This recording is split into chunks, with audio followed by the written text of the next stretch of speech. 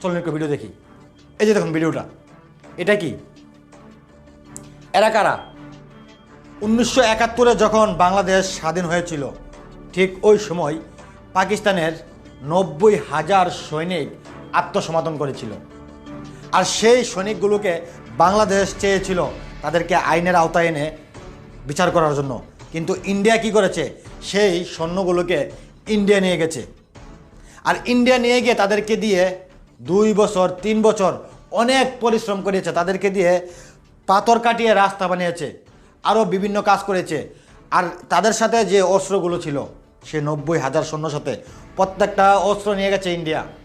আরও দামি দামি জিনিস নিয়ে গেছে বাংলাদেশ থেকে। 1971-এর স্বাধীন হওয়ার পর ইন্ডিয়া এসেছিল তাদের লাভের জন্য, ইন্ডিয়া বাংলাদেশকে সাহায্য করার জন্য আসে নাই।